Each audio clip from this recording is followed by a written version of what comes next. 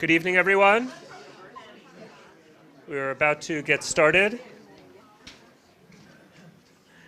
Thank you all for joining us this evening. My name is Brian Amcott. I'm the Executive Director of the Laura and Alvin Siegal Lifelong Learning Program at Case Western Reserve University.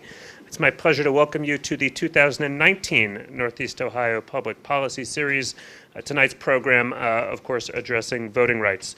Before I introduce tonight's moderator, who will introduce our panelists, I want to recognize and thank a few organizations who were instrumental in making this year's Public Policy Series possible. Our program partners are the Siegal Lifelong Learning Program at Case Western Reserve University, the League of Women Voters, Cleveland.com, Cuyahoga County Public Library, Cleveland Heights University Heights Public Library, and the Lakewood Public Library. We are grateful to our corporate sponsor, First Interstate Properties, for supporting this series. And I want to remind everyone about a couple of upcoming public policy sessions. February 26th at the Tincomville University Center on the campus of Case Western Reserve University will be a session on gun violence. And March 5th, also at the Tincomville University Center on the campus of Case Western Reserve University, will be a session focused on immigration. We really do ask for no formal outbreaks from the audience during the program, as it is geared towards hearing from our panelists. There is time set aside for Q&A at the end. Those of you who do have questions, there are note cards that either you have picked up on your way in, or if you don't have one, you can raise your hand and someone will bring you a note card. We ask you to put your questions down on the cards and then simply hold up the card, and someone will collect it and bring it up to our moderator, who will make the determination whether your question gets read for the panel this evening. So that's all of our formal public service announcements. It is with great pleasure that we welcome tonight Rich Exner from Cleveland.com, who will be our moderator for the session. He is currently data analysis editor for Cleveland.com and has written dozens of stories over the past several years about gerrymandering, elections, the census, and other aspects of governing. Before joining Cleveland.com in 2013, Rich was a reporter and an editor at The Plain Dealer and United Press International. He's a journalism graduate of Ohio State University. Please join me in giving a warm welcome to Rich Exner.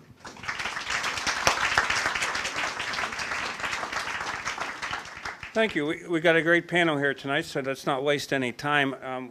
Introduce each of them, give them a chance to introduce themselves to you before we get into some Q&A and see where our discussion takes us tonight. Camille Wimbush is the Elections Administration Director for Ohio Voice. She organizes statewide election protection efforts and coordinates the Ohio Fair Elections Network. The network is an advocate for modern election reforms and improved voter access. Other areas of her work has involved redistricting, fair courts, voter education. Here's something I like about her. Like me, we're both graduates of Ohio State. She got her law degree there. I played football out in the Oval outside the law building. But Camille, wide open tonight on this topic of voting rights. Introduce yourself to the crowd and tell them what's on your mind. Thank you. As Rich mentioned, my name is Camille Wimbush. I'm the director of the Ohio Voter Rights Coalition. We're a network of nonpartisan voter advocates who are working to make sure our elections are modern and secure and accessible. I really feel like I have one of the best jobs in all of the state because I get to work to make sure our elections are running smoothly. I work to protect one of the most fundamental rights that we all have, which is voting. I get to make sure that we are expanding the franchise to include everyone, so particularly people of color, to make sure that they're included in the political process. And, looking back at the elections, maybe 2 decades of elections, if we think back to 2004, I think we've made a lot of progress in our elections.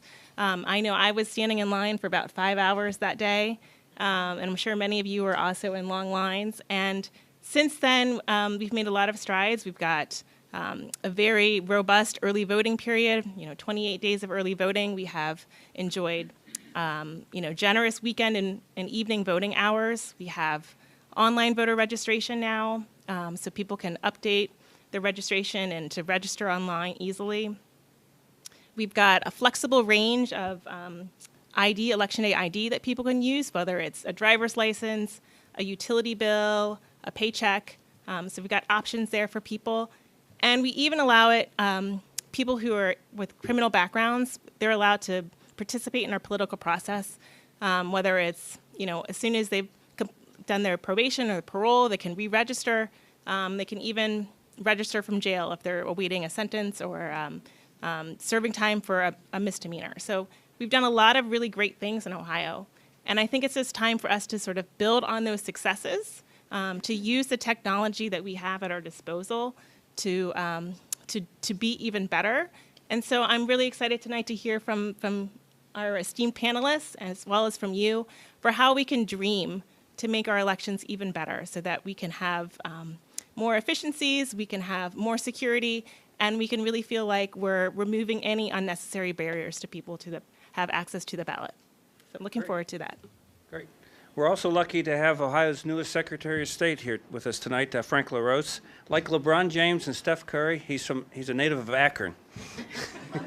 But neither of those basketball stars can boast this, is that he received a Bronze Star for his service for his country in Iraq, so quite diversified there. Just like Camille, he has a degree from Ohio State University, his being in consumer affairs. LaRose was first elected to the Ohio Senate in 2010, served in the state legislature until just now becoming the Secretary of State a few weeks ago. So we're delighted to have the newest Secretary of State with us tonight. Thank you, Rich. And to my fellow panelists, I look forward to our conversations. And to all of you, thanks for coming out on a rainy Thursday night in Northeast Ohio. It feels like spring, but we know that the cold weather is coming back again. But the fact that all of you are willing to come out and participate in this conversation, and those that are watching from their computers or at home, I appreciate your interest in this. Those of us that work on elections issues are very passionate about it, and I'm glad that all of you are as well. My passion about elections, though, didn't start on the Senate floor. It didn't start during my time when I started running for Secretary of State. For me, it started on a battlefield. I got to see people risk their lives to vote in places like Iraq and in Kosovo. That's pretty profound when you see people risk their lives to do something that too many of our fellow Ohioans take for granted.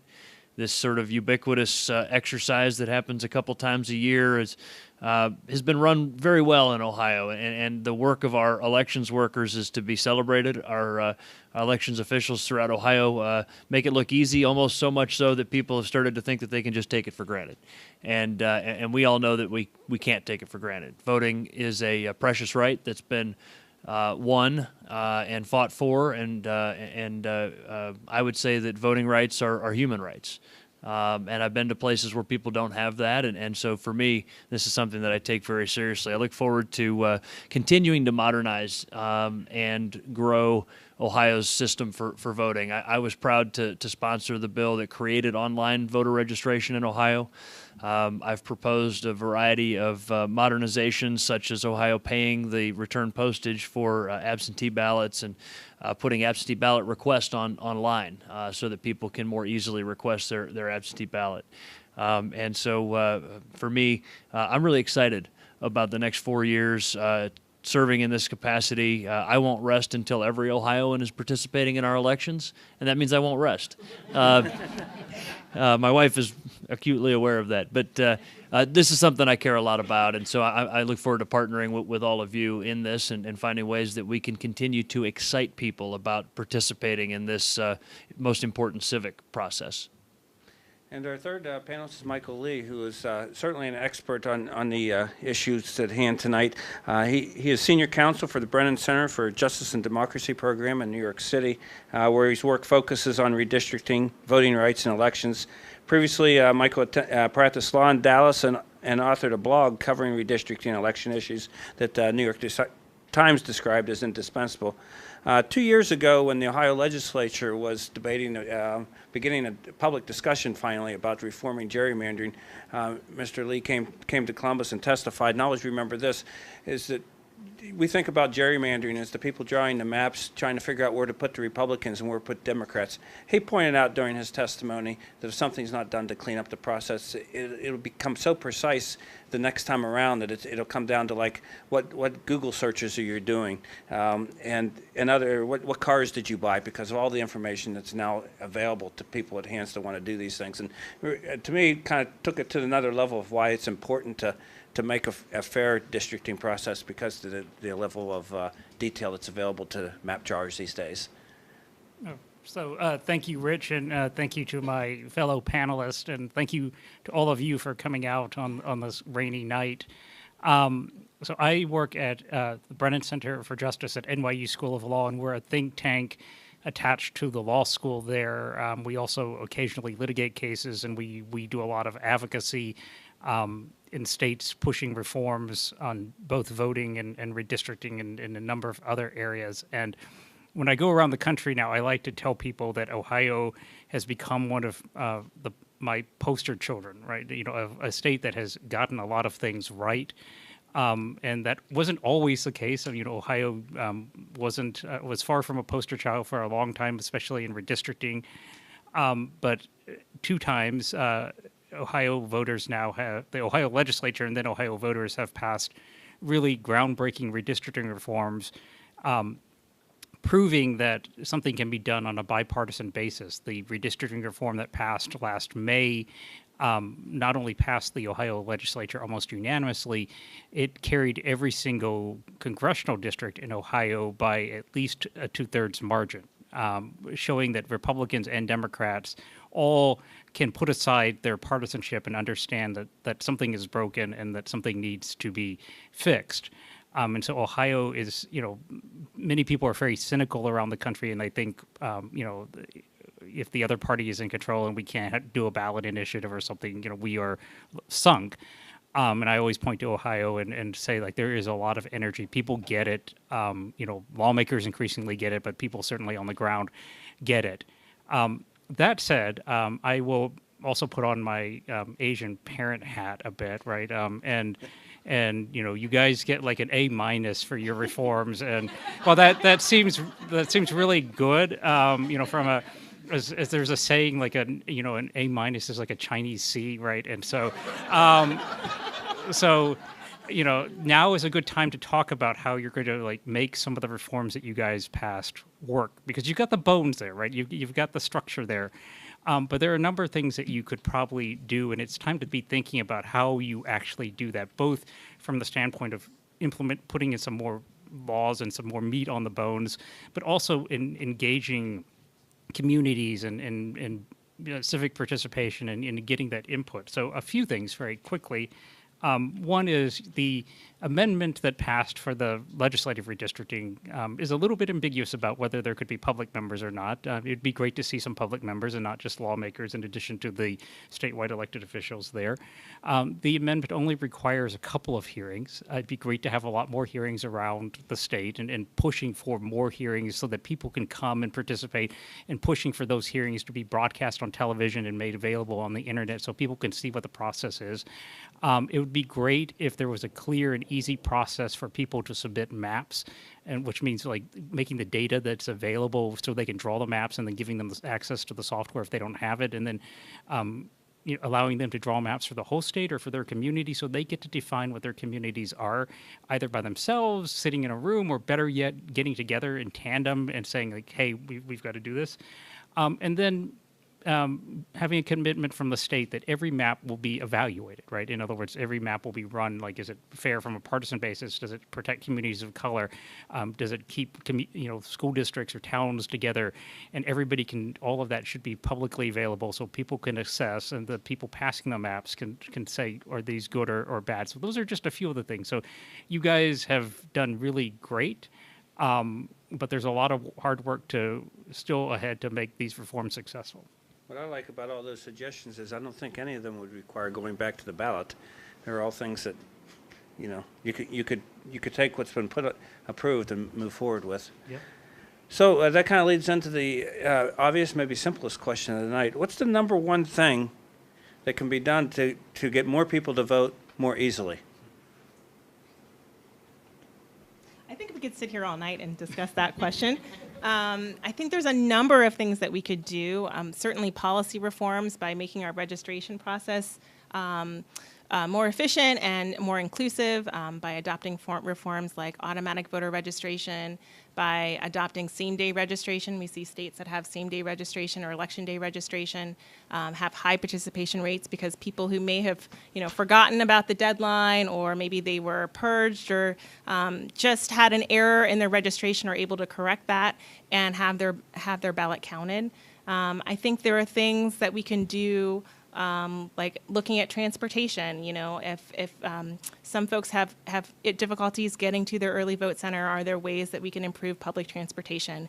Are there ways that we could have maybe multiple early voting centers in a county? There's several states, Indiana, Nevada, Georgia, they've got early voting centers at shopping malls and libraries, several throughout the county. So maybe that's something that we could explore. We can think about ways that we could offer more time for people to get out to vote. So if it's election day voting, corporations are doing things now where they're letting their employers have paid time off to vote. I saw today in the Cleveland Plain Dealer that the city of Sandusky has decided that election day is going to be an official holiday. So that way city employees have the day off so that they can vote. So I think there's a number of things that we can explore. Yeah, I will just anecdotally say, like, having staffed election protection hotlines several cycles now, one of the biggest reasons why people who call in can't vote is simply that they moved and they didn't re-register in time for the deadline. In many cases, you have to have registered 30 days in advance, or some cases shorter. And if you've moved like 6 months ago and you just forgot to re-register, in many states you're out of luck. Because you can't vote in your old place, you can't vote in your new place, even if you could get to your old place. In many cases, you can't. And so something as simple as same-day registration or automatic voter registration, which would update your registration based on government records, which is a very secure way to do it, by the way. It's much more accurate than forcing you to fill out some paper form or even doing it online.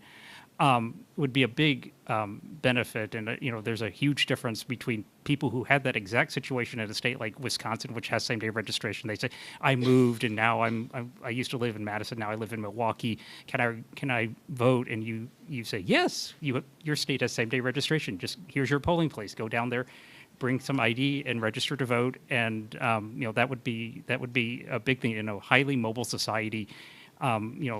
And where we're all busy with children and things like that, the idea that you're going to remember when you move in March that you have to register for November, just is something that so many people forget to do. I would say three things that we can do to increase turnout. First is convenience, second is education, and third is competitive races. And so I'll start with convenience. My colleagues up here have named a couple of those things that we can do to make things more convenient for voters. A more automated system for voter registration and automating the update of addresses is one of them. Making it easier to request those absentee ballots is great. All of those are ways that we can make it convenient. Having convenient days and hours, all of those are important. The one thing I would caution, though, is that as we have seen over the last few decades, as we've made it more and more convenient, there's not a linear relationship between convenience and participation. So it's not as though with every convenience improvement, there's like a requisite increase in participation. So that we want it to be convenient, but that's not necessarily the thing. So what might be the thing? Well, I think education is part of it. When I talk to young people that don't vote, you encounter somebody who's in maybe their 20s and ask them why. And when you peel back the layer of the onions, you often get to this like fear of the unknown or trepidation about doing it wrong or looking foolish because you don't want to go in there the first time and like not do it right.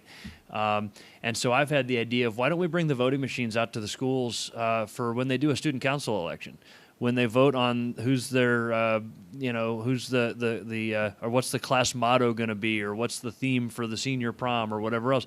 Why not let them conduct that election on an actual voting machine that they're going to see in just a couple of years when they're registered to vote and voting, hopefully. Take some of the mystery out of it. It's easy to do. Those machines sit in storage at the Board of Elections otherwise. And I've talked with some of our elections officials, and that's something that would be easy enough to do. So education, taking some of the mystery out of it is part of it. Civics education is something that I think all of us should do as mentors. The fact that you're sitting in this room means that you're somebody that has a higher than average level of engagement and information, and so we all should be mentoring the young people in our lives, the kids down the street, the neighbor kids, the kids that we impact at our place of worship or school or what have you. And so education is a big thing. And then finally, competitive elections. My belief is that the single thing that increases turnout more than anything else is when there's a competitive election. I mean, let's celebrate something for a second. This election that we conducted last November was the highest turnout midterm election in Ohio's history. The highest turnout midterm election in Ohio's history was conducted just 2 months ago. We should be celebrating that. That's something we should be really proud of. But a competitive election is the thing that makes people want to engage and makes people want to come out and gets them more excited and that kind of thing. And that's one of the reasons why I've been such a longtime supporter of redistricting reform. Having those more competitive congressional districts is a good thing. It not only energizes voter participation, but it also makes those candidates get out there and compete and really work for it, and that's a good thing as well. You brought up the redistricting reform. There's a case that's before the federal judge panel now in Cincinnati that wants to move up reform 2 years, so to speak, because what we voted on last May doesn't take effect until the maps are drawn after the next census in 2021 or so. There announced the dispute, the League of Women Voters and others filed a lawsuit to try to reform it beginning with next year's election. Yeah. In one of the recent court filings, the statement was made that you need to know the map by, I want to say, mid-September, and that kind of pushes the timetable on this. Is that a hard and fast rule in mid-September? How late can you take a map if it takes a while to get this lawsuit resolved? We have 2 other gerrymandering cases pending before the U.S. Supreme Court, so I'm not so sure how fast things could move if a court determined Ohio needed a new map. Yeah, I'll first start by saying that at midnight on January 14th, I effectively became a party in this lawsuit when I became the Ohio Secretary of State. So my team would probably caution me to be just a little bit cautious on what I say on this. But I would say that the techniques and process for drawing maps has gotten faster because of modern GIS technology and the computers that do it.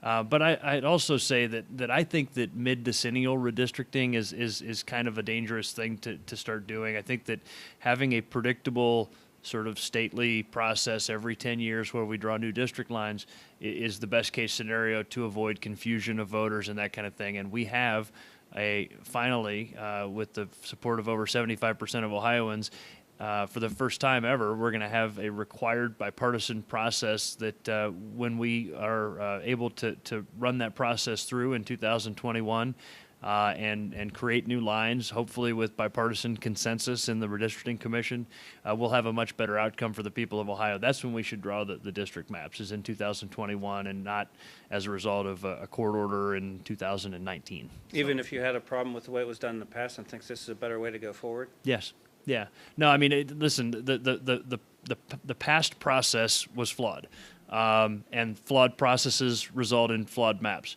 But it was the process in place, and it's been challenged and upheld already once. And this idea that we sort of run to the courthouse steps and get a judge's order to draw new lines is not the best thing for the sort of health of our democracy. I think that the predictable every 10-year process of drawing new district lines is what we want to see. Now, we have a history on this in Ohio. If you go back to the 1860s and 70s, the General Assembly at the time realized that the Ohio Constitution didn't set a timeline for drawing new district lines, and so there was this period of time where there was this like whipsaw retribution between the Whigs and one of the other parties that is no longer in existence. And every time the balance of power changed in the General Assembly, they drew new district lines. And so for like a period of 30 years, there were something like 15 different sets of district lines, and to the point where nobody knew which district they lived in or who their member of Congress was or whatever else. So we don't want to. Mid-decennial redistricting is a generally bad idea, I think. So I could say something a little bit about the court timing. So there is a request that's currently before the court in Cincinnati to delay the case until after the Supreme Court hears the North Carolina and Maryland partisan gerrymandering cases, which the court will do at the end of March, and it'll issue decisions most likely at the end of June. And so there's a request that, the Ohio case should just wait for that to be resolved.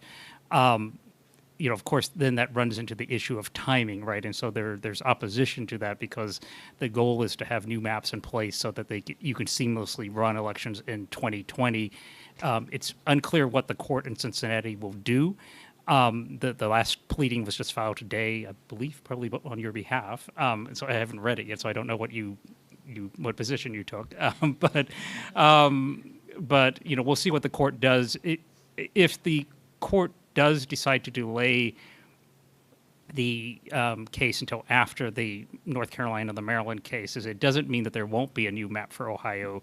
It might mean that there's no new map for Ohio because of the September timing, but it might mean that the court ends up if it feels like the violation in Ohio's map and is bad enough, it may decide that it's more important to have the court decides is a fair map in place and simply do things like delay the primary or adjust other things to allow the new map to come into effect later than September. So we don't know what will happen, and that very scenario has happened a lot in my old home state of Texas, where we've had sort of special primaries and really weird times and things like that. So that would be up to the court, and we'll see how that all plays out. I would also point out that elections held at times other than the times people are accustomed to tend to be low turnout affairs, and that's just another sort of problematic function of that. It resulted in Senator Ted Cruz in Texas because David Dewhurst got 48.9% of the vote, and Ted Cruz got 27%, but Ted Cruz won the runoff and ended up in the Senate. So. Because of a delayed primary, because of redistricting fights.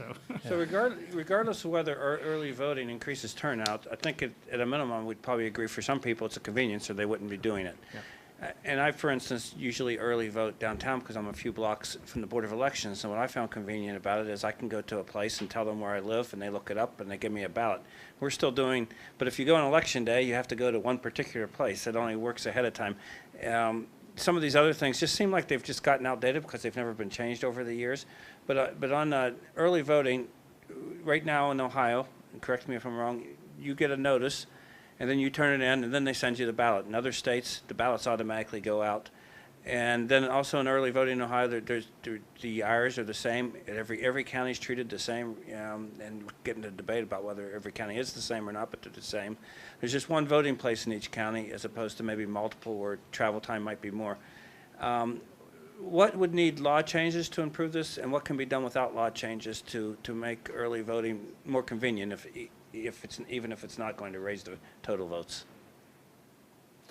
I'll start with a couple things that I've proposed and would like to see done. You talked about the ballots, the absentee ballot request. So the Ohio Secretary of State for the last several cycles has mailed out a postcard type form that goes out for the general election in the even-numbered years that allows people to request their absentee ballot. You can also print off your own absentee ballot request form and mail it in. You can go to the library or the BMV or a number of different places and pick up an absentee ballot request form. That process should be put online. Just as I always say, ask any of your friends that are in their 20s how many have stamps on them or know where they have stamps or whatever else. It's just, and I'm not making a joke, it's just not common for a lot of, or what is a stamp? And what you will find is that that a lot of people, that's just not a daily part of their life, mailing things with a postage stamp on it. And so we should be able to request our absentee ballot online. I've been proposing that for a long time, and now that I'm the Secretary of State, I'm going to keep on pushing for that. That's something you can't do. You need the legislature to. I need the legislature to do that. I believe. I mean, we could. Suppose we could try, but no, I think that would need to be enacted by the General Assembly, and again, that's also the right way to do it, to get that kind of buy-in and that kind of thing from the legislature. But that's one thing that we need to do. The idea of more than one voting location for early voting in a county is something that I'm very much open to. This is something that has been a point of conflict in the past, and county boards of elections tend to tie vote on where do they put these early voting centers and that kind of thing. But we should be able to be big boys and girls about this and come to an agreement where we can have a convenient set of maybe 1 or 2 or 3 voting locations in a county. The idea of vote by mail, certain western states vote exclusively by mail. I think that we like in Ohio that it's a choice. You can go to a voting location if you want on election day and be greeted by one of your neighbors and cast a ballot. And it's kind of a civic public event for some people to come out to the polls, and that's a good thing. That's a neat thing. And I love when I'm out there at the polls on election day seeing how many people bring their children with them. And that's just a simple exercise. Mom and dad bring their kids to the polls, but that's one thing that's great about it. But as far as automatically sending out the absentee ballots, the idea that I've had is to make it a function of when you cast your ballot, it says, would you like one? When you cast your May ballot, would you like one in November? And then you sort of each time have that sort of ongoing ability to just request one for the next election. And the reason why that's probably a better idea than just sort of automatically sending out ballots is that if someone moves and a ballot is sent to their old address and there's no sort of accountability of that person would not be able to cast a live ballot on election day. They would have to cast a provisional ballot under Ohio law, because at that point there'd be like 2 ballots out there in that person's name, right? And so mailing them out without a sort of request along with it, or without the accountability of knowing that it's actually going to the person that wants it and that kind of thing, can be shaky. So that's one of those areas where we just need to be careful about what we're doing. Anything else from either of you? I would just add, I think it's great that we do have uniform hours now. I think it's helpful to, tell people that when the polls are actually going to be open for early voting. I think that as we look, the settlement agreement that we have in place that governs early voting, in the last several years, we've gotten used to voting on the weekends, during the evenings. It's going to be expired, so that doesn't cover us for the next election. So that's something we need to work towards to get in place for future elections. And I think that we just need to have more education and more promotion so that people get used to and hear about when there are early voting opportunities available to them. There are an awful lot of questions here, just by the way, about 6 or 8 of them about why not vote by mail. So at least amongst this group, that's a big topic here. I will say, vote by mail is great, especially if you can request the ballots online. My mother lives in Minnesota, and she can request it online, and then she gets to look on the website, and it tells her, we've got your request, the ballot has been mailed, you've returned the ballot, we've verified your signature, and it just goes step by step online, and you're able to do that, and that can be great. I will caution that, just all vote by mail is something that is not particularly popular, especially among people of color. There are a lot of older people of color who will tell you that they want to go see the ballot go in the box. They want to feed it through the reader, and they want to hear the beeps, and they don't trust it. And so you want to be respectful of the fact that people come at this through different kind of lenses, right? And the states that have adopted all vote by mail tend to be like Washington and Oregon, right? And they're states that are very white and don't have a lot of sort of communities of color, at least historically not. And so it may be a little bit easier there. They're also a little bit techie and do things like that. So. There's been a lot said, and spinning off 2 or 3 different questions here, but on the same topic. There's been a lot said in recent years about voter fraud. At least that I know of in Ohio, when your predecessor, John Husted, looked at it, it was maybe numbers in the 10s or 15s that maybe voted they shouldn't. I see it's been controversial in Texas recently where numbers came out close to 100,000. It keeps shrinking. Is there an issue? 100,000 supposed right. non-citizens who are registered, many of whom, and they were non-citizens when they got their driver's license. Many people subsequently became citizens, right? And so it's just down to a handful, best I can tell from account. So I guess, are there fraud issues that need to be addressed, and does the public need to know that if there aren't fraud issues, that some of this is hogwash? Is that best we can tell is that the elections are fair and equitable? So this is something that I was very candid about on the campaign trail and since then. And I think that as elections officials, as voting rights experts and advocates and journalists and informed members of the public, that we need to have a very thoughtful, candid conversation about this issue. It worries me immensely that there is this tendency to overstate voter fraud, particularly on the right, and say that there's this widespread systemic voter fraud. It's not true. There's not widespread systemic voter fraud. But I think that it's equally concerning and damaging when there are politicians on the right claiming voter fraud, that at the same time you hear politicians on the left sometimes claiming systemic and widespread voter suppression. And what I'm very clear to say is that reasonable people should be able to agree that neither of those are ever acceptable. We cannot accept voter fraud. We cannot accept voter suppression. And I think that as like Ohioans, as Americans, we should be able to say, yes, we agree that we can't accept either one of those. And we can put thoughtful things in place to prevent fraud and to prevent suppression. But to say that it is systemic and widespread and sort of occurring behind every corner, only, first of all, the reason that people do that, politicians do that, is because it's an emotional issue. Elections, voting rights, like hit us all right here. And that's good that we're passionate about this. And so people get fired up about those things. And it results in people writing checks and coming to rallies and doing things that politicians want them to do. And so they push that hyperbole button and try to get people ginned up about those things.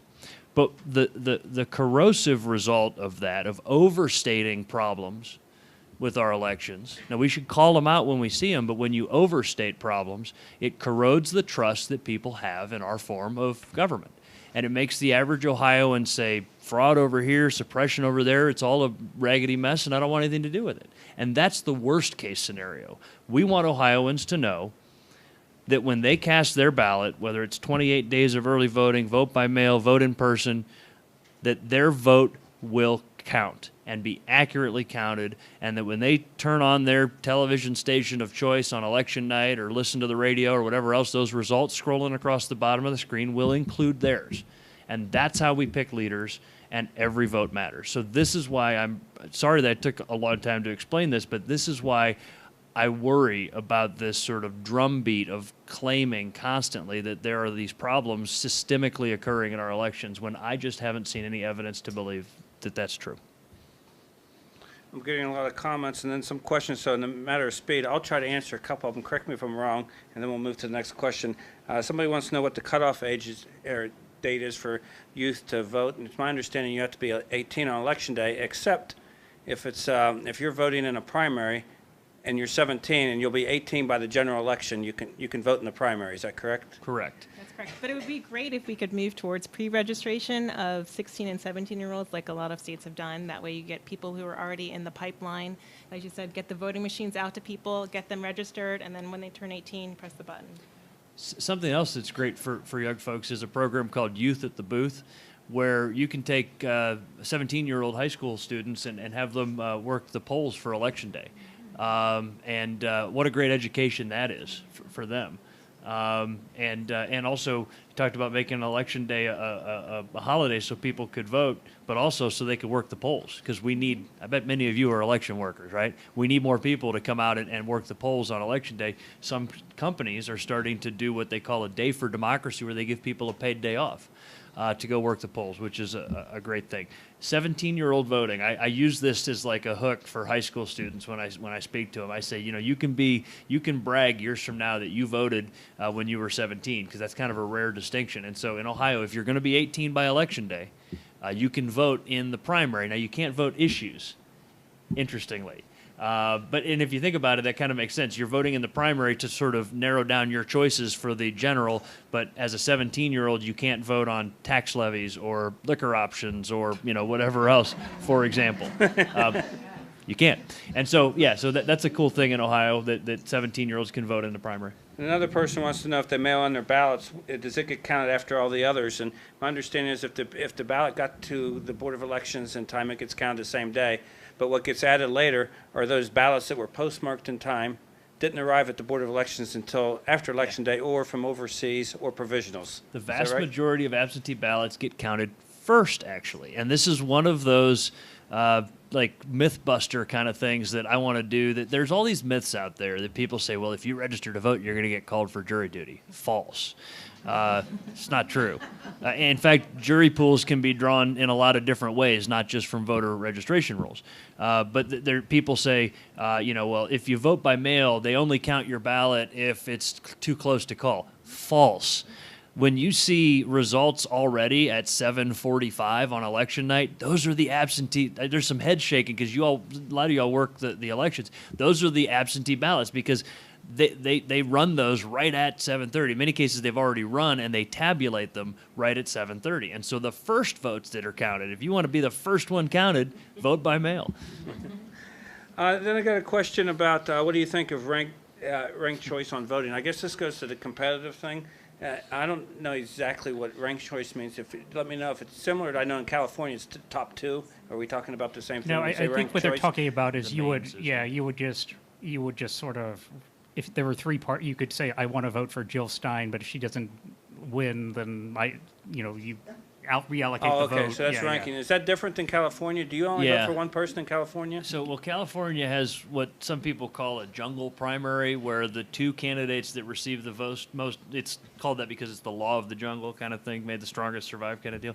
So the top two candidates, regardless of party, advance to the general. So in theory, your general election, in practice, not in theory, can be two Democrats, or a Republican and a Democrat, or a Democrat and a Green Party candidate, or what have you. What they do in Maine and I think a few other states with this ranked choice thing, which it's interesting. This, like, to me, is this like fun sort of poli-sci debate, but I don't know if we're ready to do something like this in Ohio because it's not fully like we're Midwesterners. We like to do things cautiously here, But you have to get 50% of the vote, and it can be a field of a bunch, so that you say my first choice is Bob Buckeye, and then it's Susie Buckeye as my second choice, and then it's Joe Blow as my third choice.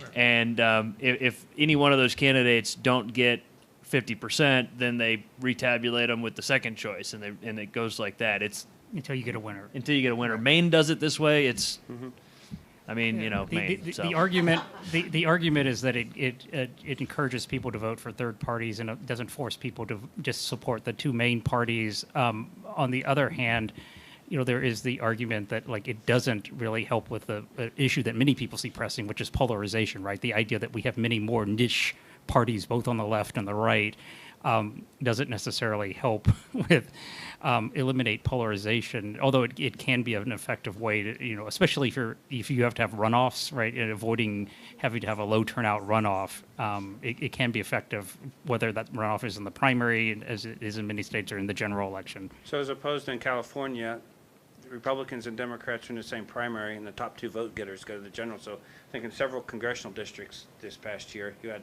a Democrat versus a Democrat in the general election.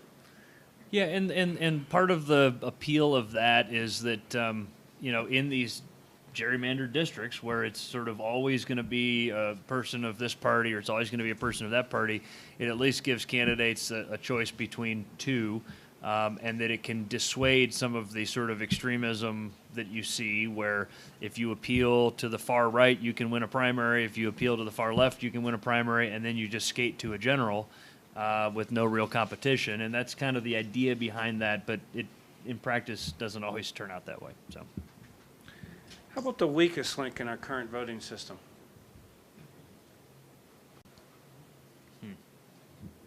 I think that question was directed toward Camille. No?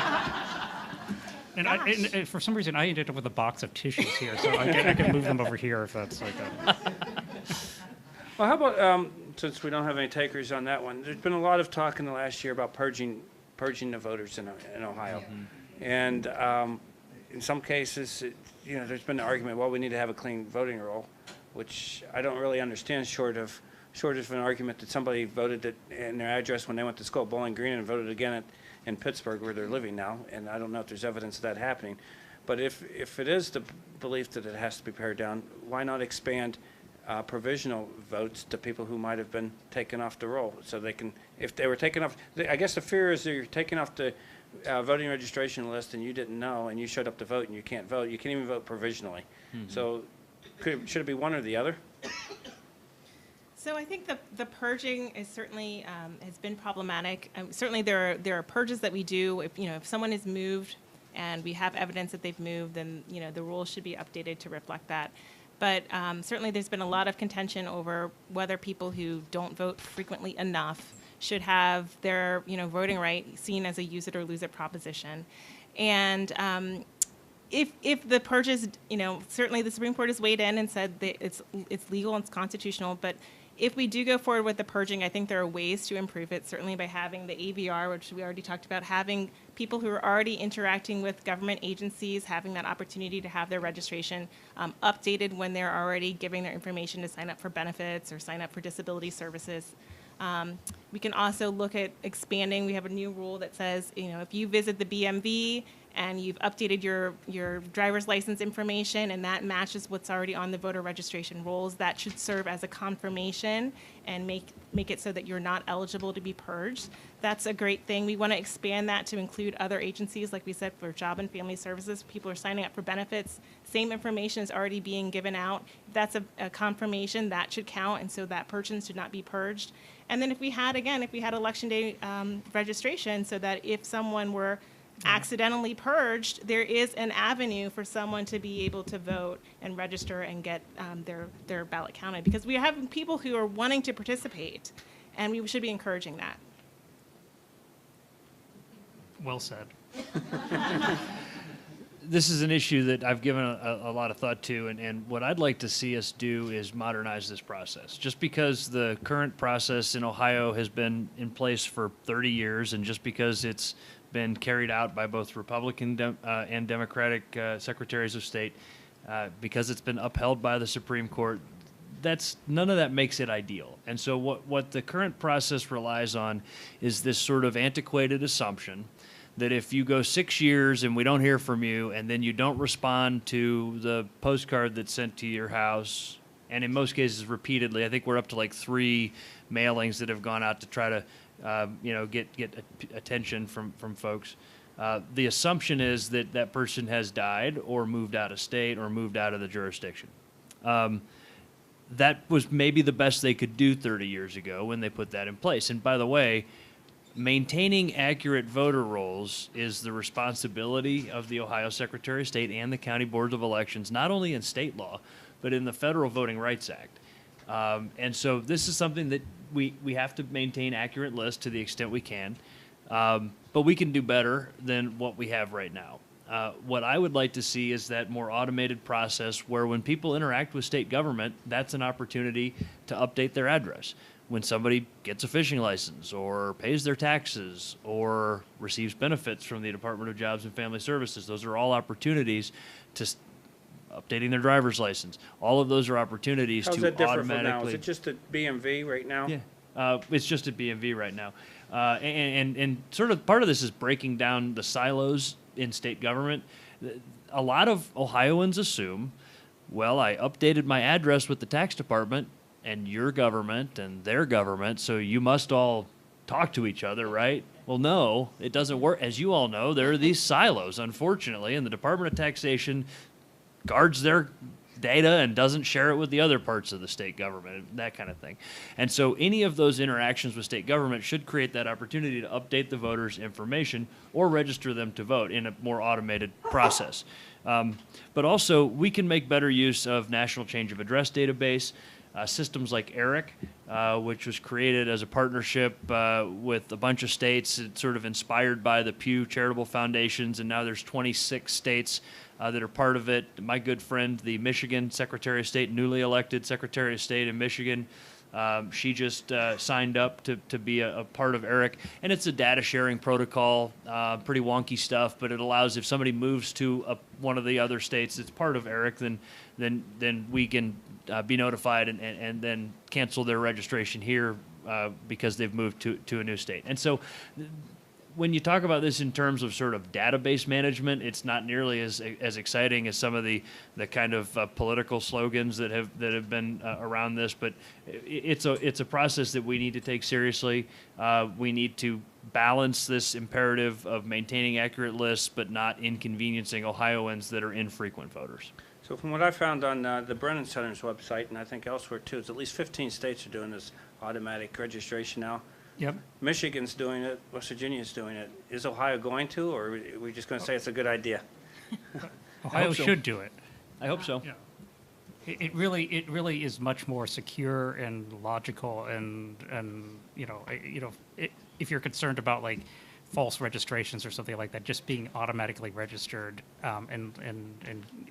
it's just it's cheaper, it's more secure, it's better. And by the way, includes an opt-out for those who, for religious reasons or whatever else, believe in not participating. There's an opportunity. It's like that old song, "If you choose not to decide, you still have made a choice." I guess a little Rush reference, but anyway, there are people that for their own reasons choose not to be a registered voter. I don't know why, but they do, and so that would be an option under something I would propose if we would have an automated system. It'd be an opt-out. I mean, is there chance talk too. amongst your former colleagues in the State House, or is that Yeah. I mean, again, it took me 4 years to get online voter registration done, and I hope this process doesn't take quite as long. But I'm in this for the long haul. It's What's something the that opposition, should like be when done. you wanted online voter registration? Why do people say no? Just hesitancy to change, more often than not. I think that there's a little bit of technophobia among some as it relates to elections, and just sort of, we know the way it works right now, let's not mess with it because it introduces opportunities for mischief or whatever else. There's that fear, and so we have to educate our colleagues in the legislature about how the process works.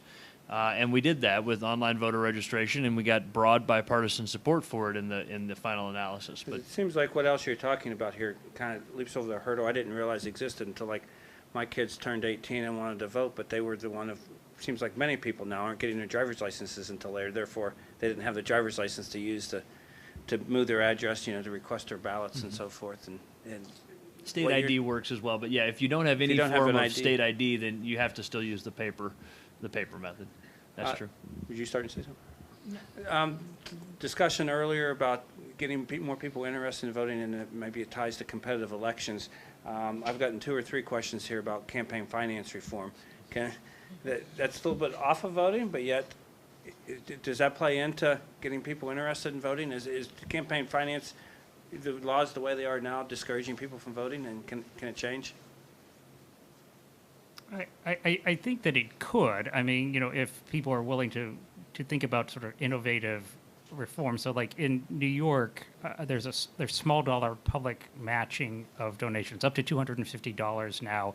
It's matched 8-to-1. So if I give $100, that becomes $900 with the matching, right? It's 100 of mine and 800 from the city of New York, and so that encourages elected officials to go campaign not among big donors and not have these fancy fundraisers at law firms and country clubs and places like that, but to go into the community and say, hey, give me $10 because that'll be $100 for me, right? Or, and so on and so forth. And it's really not that expensive for the government to do. It's not cheap, but it's also not, compared to all of the things that government spends money on, really that big a spend. And that can be a really powerful incentive for elected officials to engage people in their own communities. I've always thought like maybe you have a higher match if it's from somebody in your district, right? So you're actually talking to somebody in your district and you're saying, will you vote for me and will you give me $25, right? I mean, then you're actually sort of doing something and engaging people. And like people don't just matter because they're voters, they matter because they're potential sources of money, even at small dollar amounts. So I think that is one campaign finance reform that can be very effective. And in New York City, almost all of the city council electeds now just use small dollar donations to run their campaigns, even at very high level offices like mayor. And so it has totally transformed sort of the dialogue. I believe that campaign finance can have a big impact on polarization. And if you think polarization is a problem, and I personally really do, I think that I've kind of explored this, that the way that district lines are drawn, the sort of gerrymandering issue, the way that we finance campaigns, the kind of segregation that we do, this idea that you can sort of tell a lot about someone's political leanings based on their zip code, and sort of who we surround ourselves with, and you can surround yourself with media of all kinds that just sort of props up your current view and never challenges that. So, all of those are the things that I think are contributing a lot to polarization. I think that the issue with the way that campaigns are funded is that in many cases, the donations come from these single issue groups, and you will never be pro this enough or anti that enough for these groups, and people, I've seen this with my colleagues, will sort of try to appease these groups to get their support, and it pushes people to these extreme positions that are really not mainstream. And so, that's one of the things. That's kind of the super PAC issue or what have you. But also transparency is just I think one of the most important things with campaign finance. Limits are one thing, and limits, it's kind of like you push your hole in the hole in the dike, and then it pops out somewhere else. And there's this thing with campaign limits that tend to be sort of arbitrary, where money finds its way, and people that have resources find their ways to support candidates.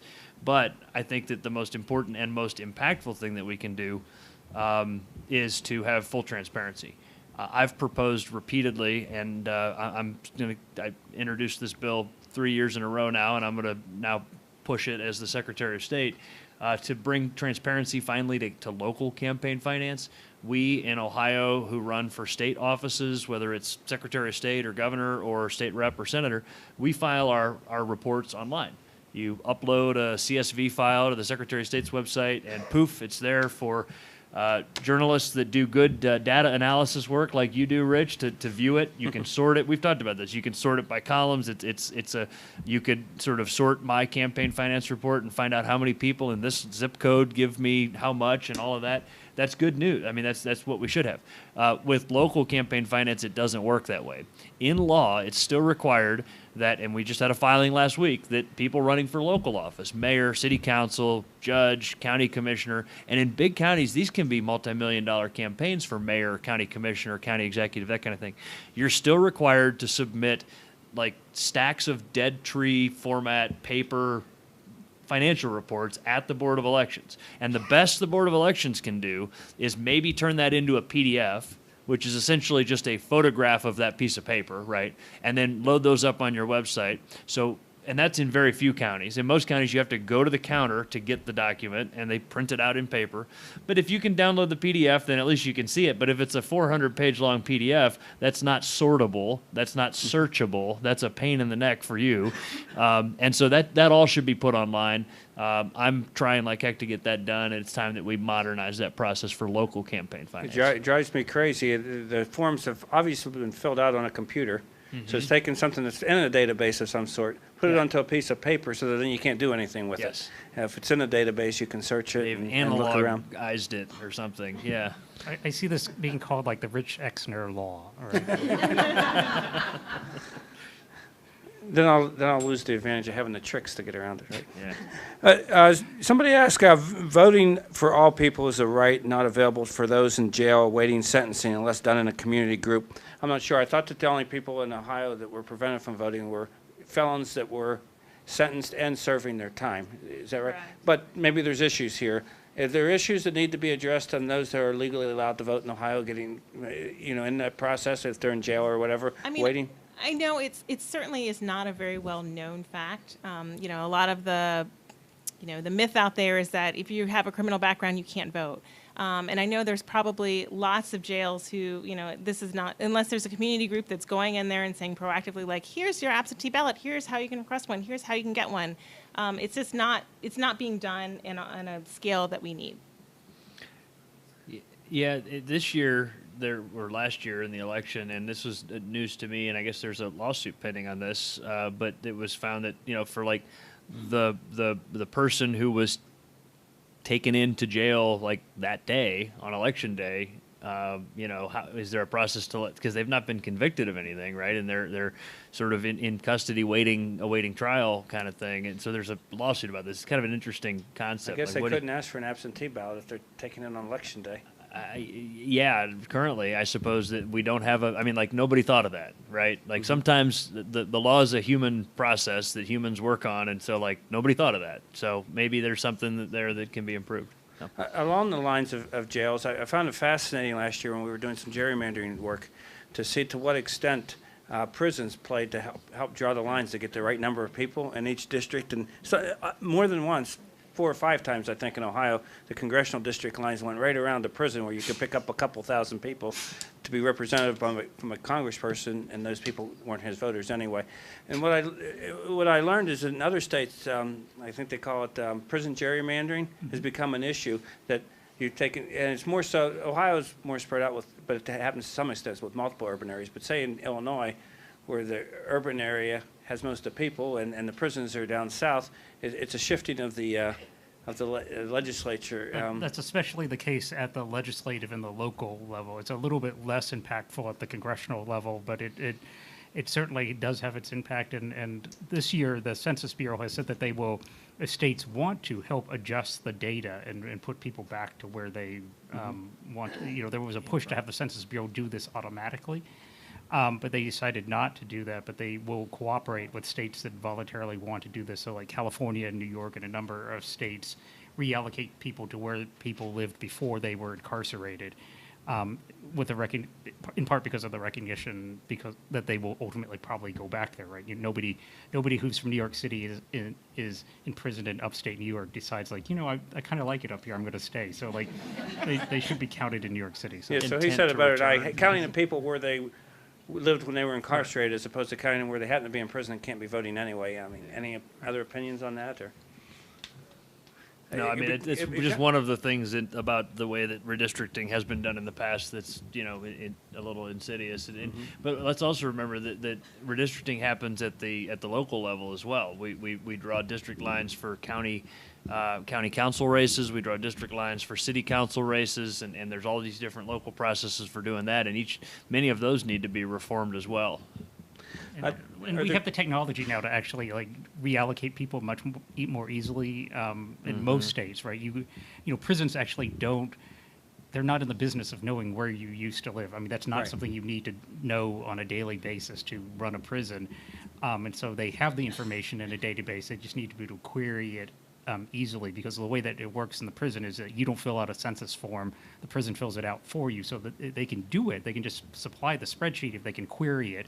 It used to be that they would have to type up long lists and stuff like that, so it was impossible. But now, with the advent of technology, it should be easy to readjust people to where they are. Again, if states want to do it, the Census Bureau will fully cooperate with states in doing that. We got a question here about, is there concerns about cybersecurity, potential foreign or other interference with the voting process? Sure, there are concerns, and rightfully so. My staff has heard me say over and over again that the bad guys, and this is a saying from back when I was in the Army, that the bad guys only have to be right once, but we have to be right every day. And that was driven home to me at the beginning of this week, when this is how I got to start my week, with a classified briefing out at the Department of Homeland Security with experts from FBI and DOJ and others. And obviously I can't go into the nitty-gritties of that, but what the takeaway is that foreign actors and criminal groups and all kinds of other folks want to play games that will cause people to have less confidence in their elections. There's no reason to believe, there's no evidence that shows that there's been anything that has impacted the tabulation or the counting of votes. But these popular myths sort of evolve, and one person says something to another, and I read it on Facebook, so it must be true, and et cetera, et cetera. And what the bad guys, I use that term generically, of course, but what the bad actors want to do is things like knock a BOE website offline and replace it with some, anarchist slogan or something, and that doesn't change the way that votes are counted. It may inconvenience people that need to use that website to download a form or something for a period of time. But what it does is it erodes the confidence. It makes people think, well, if they can do that, maybe they can mess with it. What we need to do also is educate people about the real safeguards that are in place. I visit a lot of boards of elections. I was at the Lake County Board of Election today. I've been to over 60 county boards of elections. And I think that we ought to work on bringing journalists in to learn the process and understand the process so that when they do their reporting, that they get it right. The machines that tabulate the votes are never connected to the internet. There's what they call an air gap. The machines that count the votes and tabulate the votes are the only thing they're ever plugged into is the wall outlet that powers them. And so, for any of those machines to be tampered with, somebody would have to physically put hands on them, and those rooms are secured with 2 locks, one that's controlled by the Democrats at the Board of Elections and one that's controlled by the Republicans at the Board of Elections. Many of you know all this. And so, there are a lot of good safeguards in place. We've got to do more to protect our infrastructure. I'm going to be proposing a piece of legislation that can help us move in that direction, where we're going to put a chief information security officer in my office that will not only serve the Secretary of State's office, but the county BOEs as well. We need to make it the law of Ohio that we do post-election audits. I'd like to see us eventually move those to a sophisticated process called a risk-limiting audit. If you ever want to geek out about risk-limiting audits, Google it. It's a pretty interesting statistical technique for sort of the most accurate audit, or most efficient and accurate audit. But also things like believe it or not, the Ohio National Guard has a great cyber security capability. Leading the way in many cases, the city of Akron found this out, unfortunately, just recently when they were the victims of a attack, and the Ohio National Guard was able to deploy some of these really high-tech experts to help Akron recover. I think that we can expand that. I think that I've got a proposal for a thing called the Ohio Cyber Reserve. We all kind of understand that historically, when there's a flood, the people that fill the sandbags, or when there's a riot, the people that come out to help with that would be the National Guard. Well, the modern threat that's evolving is a cyber threat, and to have these highly trained professional forces sort of available, to ring the bell when we need them, and to be deployed around the state to assist local government, county boards of elections. It would be a first in the nation concept to create the Ohio Cyber Reserve that can deploy in a matter of hours anywhere in the state and help put systems back online. So those are the kind of things that I'm thinking about that we need to do.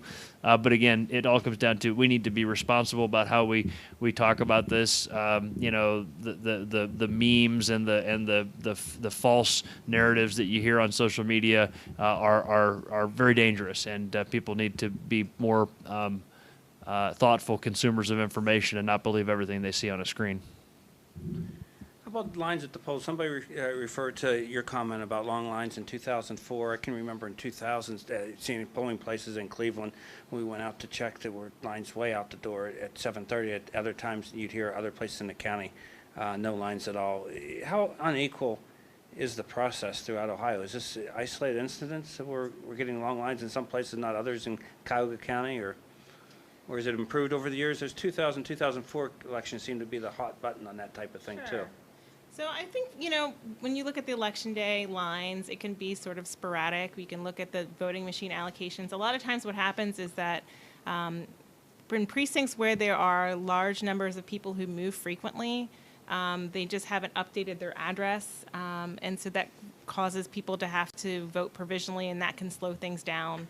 And so that's one of the reasons why it's been really great to have that option of having the early voting, so that we can sort of shift some of those allocate the resources to election day, to early voting, so that way we can sort of slim down the lines a little bit. Yeah, I will say, Ohio is amazing in the amount of early voting it has compared to other states, including my now home state of New York, where we just passed early voting this year. Up until this year, the last election, New York did not have early voting. It did not have no excuse absentee balloting. You had to show up on election day, and needless to say, there were long lines, and it was really problematic. And so, early voting and making and it can be a big signal both of problems. I mean, we talked about election security, right? One of the things that helps you spot that is like you have early voting. You can see like, oh, well, there seems to be something anomalous here. Like they're the ballots aren't coming in evenly, or and things like that. And so early voting can be a great signal of things like that. And so Ohio should be commended for having that. It can go a step further and do things like same-day registration that would help ease some of the problems that still exist. And last but not least, you could have voting centers on Election Day, so you don't have to necessarily vote in your precinct, as some states have gone to. So it'll be like early voting. You can go to any one of 25 or 30 places in your county and vote. So. Is that prevented from the law from doing that in Ohio, or is that something you could do? That would have to be, to have voting centers on Election Day would have to be a change in law, I believe. But one of the things that we also, and I, for the life of me, no one has been able to explain why this is the case, we don't allow people to return their absentee ballot to their polling location. You have a sworn elections official from each party there. Why can't they accept the absentee ballot at the polling place on Election Day that people want to bring back? The reason why Ohio initially went to early voting was to reduce lines, or it was convenient too, but the real stated purpose was to reduce lines. And our 28 days of early voting do make us a leader in the nation. Many states, they've struggled to pass, 1 week or 2 weeks of early voting. We have 28 days of early voting, including in-person or by mail, no-fault absentee voting in Ohio. And that's something we are and should be proud of. And that includes ample opportunities for weekend voting. I think that we've got, there's some great things that have sort of evolved culturally in the state of Ohio during this decade or so that we've had early voting, a decade and a half that we've had early voting, and things like Souls to the Polls is a great thing.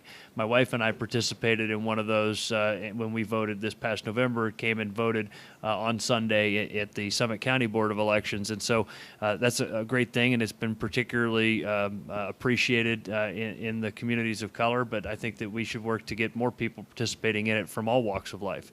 And so weekend voting is a good thing in Ohio, and we'll continue that if I have anything to say about it. And just one of the benefits is that it helps to reduce the lines on Election Day.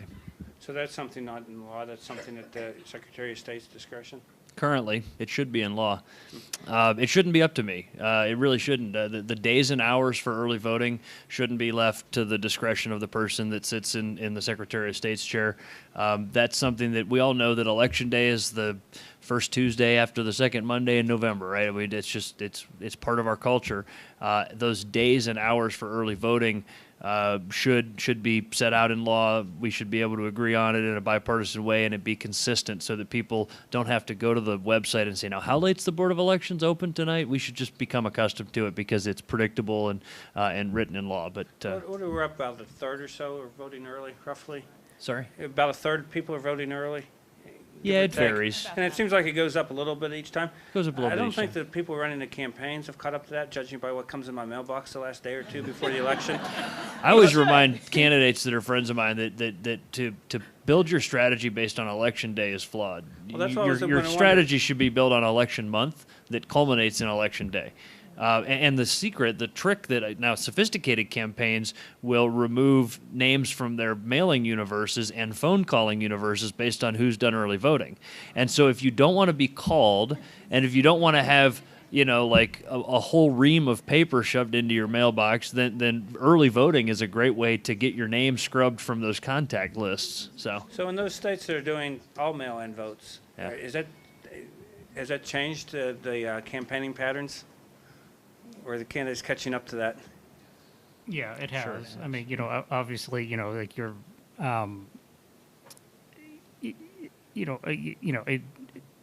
you begin a lot earlier, right? I mean, in many places you can begin like up to like 40 days beforehand, right? And so you have an aggressive campaign, and you watch who's returned ballots, and you go after and you call people, and you basically do a lot of ballot chasing of your base, right? And that's a lot of, so you're basically doing GOTV the whole time, and so it has so. How about, is Ohio part of any interstate system on checking make sure that people aren't voting at their winter home in Florida and up here or moving? yeah, but it's limited in effectiveness. We're part of a system called ERIC. There's a outmoded, defunct system that had not been well run called Crosscheck as well, that's not effective anymore. But Crosscheck, or ERIC rather, works well. ERIC was sort of inspired by the Pew Charitable Trust. It has been thoroughly bipartisan in the way that it's been operating. 26 states are now part of it. As I said, my friend, the Michigan Secretary of State, recently entered Michigan into the ERIC program. That's Electronic Registration Information Center, I believe is what the acronym means. But there's only 26 states that are part of it. So if somebody moves to one of those 26 states, then Ohio can be notified. And the problem that we're solving here is that the average person, they may fill out their change of address form, they may, change their utilities and whatever else, but they don't cancel their old registration when they move someplace new, right? And so most people just don't think of that. And so they're leaving behind orphan registrations, as I call them. And my cousin had this happen to her. She lives down in Cincinnati, and she and her husband have owned a home for years. When the Ohio Secretary of State last fall sent out the absentee ballot requests, the forms to request an absentee ballot, they go out to every registered voter that's in the system.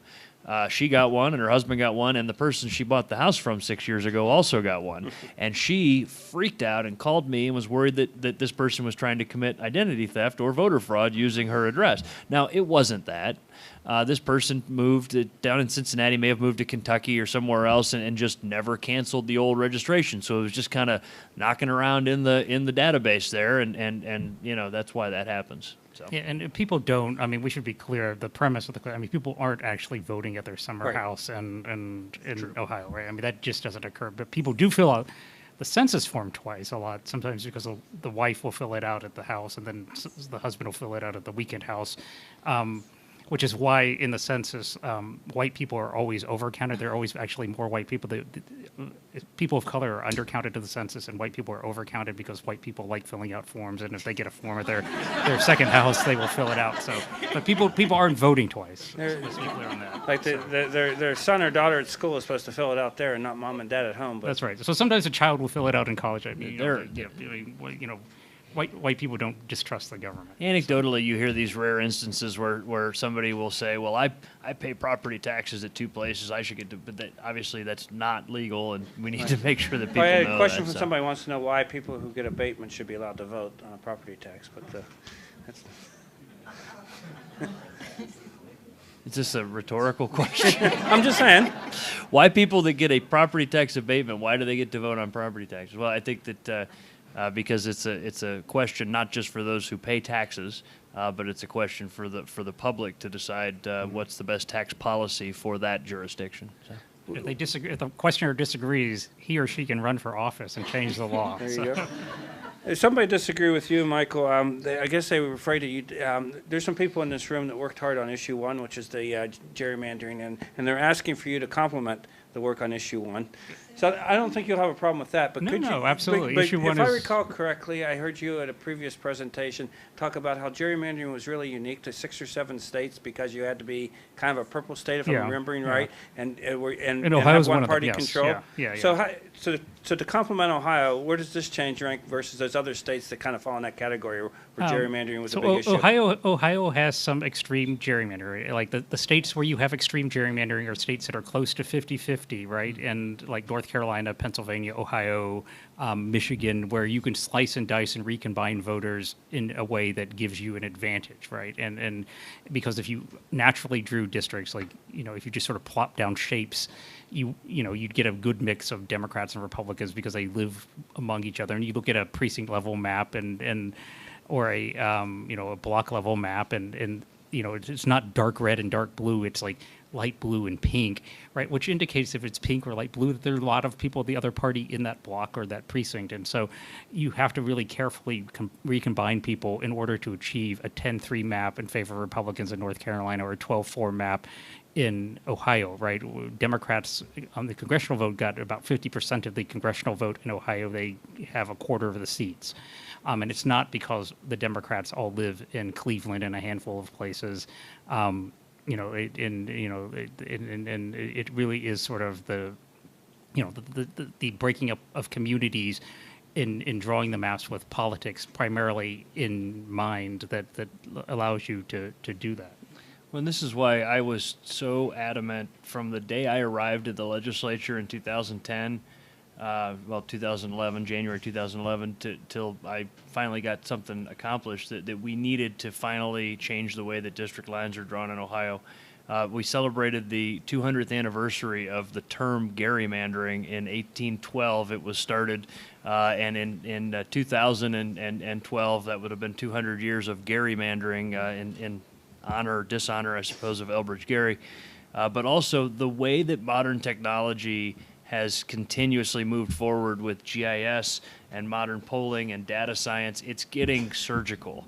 Like, it's getting worse and worse, the ability for map drawers. And I think that we all believe, as people that care about civic virtue, that politicians shouldn't be picking their voters. Voters should pick their politicians.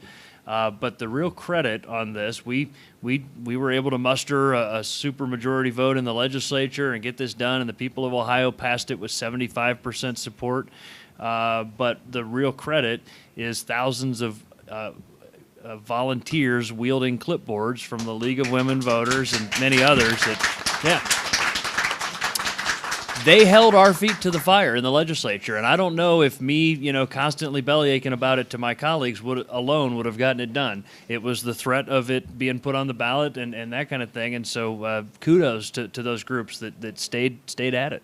So despite the applause, I have 4 or 5 people that have asked me, so I'll give you one more strike at this, see if you can convince them. The general gist being, like this person's question, isn't it more important, if the court case would go through and be declared unconstitutional, what was done before, isn't it more important to have a vote count in 2020 than to preserve an unconstitutional map in 2020?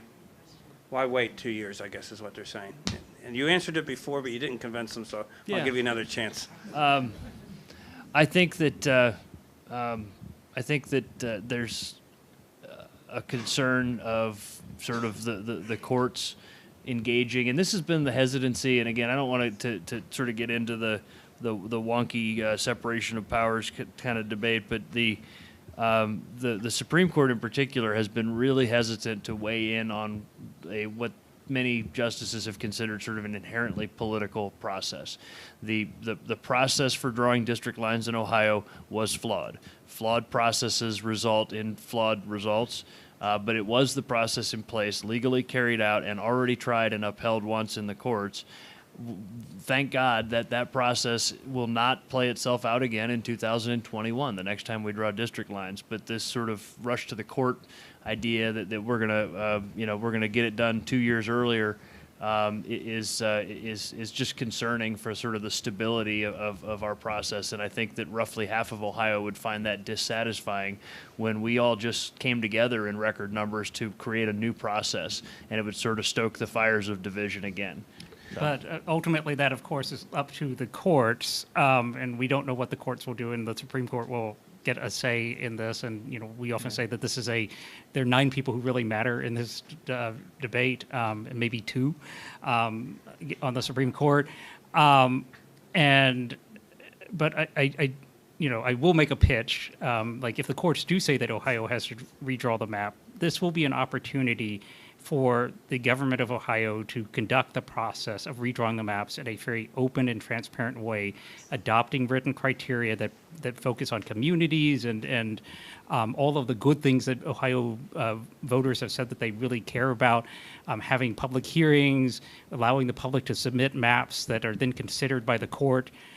So in other words, it could be a preview of what will happen in Ohio in 2021 if the court comes to say that Ohio has to redraw its legislative maps or its congressional maps. It's an opportunity to begin practicing some of the good practices that will ensure fairer maps going forward. And also remember, we'd be drawing these maps with 10-year-old data. So that would be the part of the challenge, is that we'd be using the census data from 2010 to redraw 2019 maps potentially. Well, you'll have experts, though. Yeah.